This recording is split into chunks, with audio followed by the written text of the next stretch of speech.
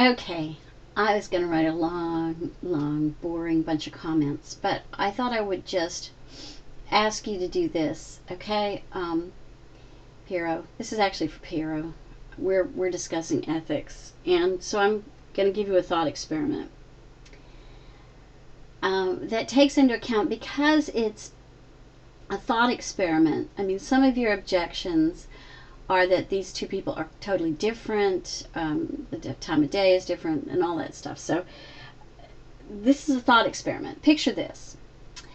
Picture two drivers. They are the same in every way. Yeah, literally, they're not going to be the same. I realize that. This is a thought experiment. So we can suspend that kind of thinking for a minute just to ask ourselves questions, maybe. So they're exactly the same. They have exactly the same make and model of automobile. Both of them have failed to get brake checks, so their brakes are defective in both cars. The physical conditions of the road are exactly the same. Everything else is the same. And both of their cars fail at a traffic light. For one of the drivers, the failure is reflected in nothing worse than trying to put on the brakes as he goes through the light and finding that he has no brakes. So he goes through the light uneventfully, pulls over to the side, gets his car repaired. Nothing happens. The second driver sees the red light, puts his foot on the brake fails. There is a girl in the crosswalk, a pedestrian. He strikes the girl and she dies. Now, if we look at this from an ethical or moral point of view, are both drivers equally guilty? Both of them forgot to get their brakes checked. That's the only infraction that either one of them has committed. And yet, do you think society, do you personally take the same attitude towards both?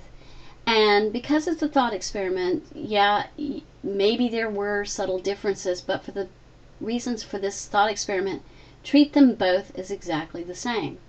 They are both exactly the same, and they both have defective brakes. So, what do you think? And he does cover, by the way, Pyrrho, there are 4 kinds of luck under moral luck.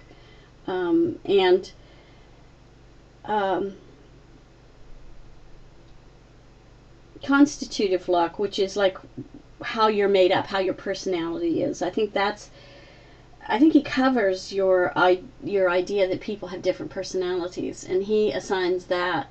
But you take a look at it. There'll be a link in the sidebar, and it's a short article that is pretty good about this. But I just like your take on that. I mean, I just like your take.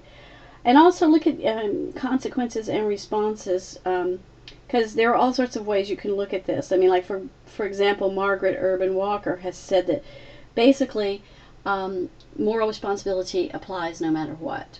And then you'll see it in the last section. So, just let me know what you think about that thought experiment. Who is one driver, the one that actually struck and killed the girl, somehow more culpable, more guilty than the one who also had defective brakes, but by chance there was no young girl in the crosswalk? So, just if we could just concentrate on that, I'd like to know what you think about that. Anyway, that's it.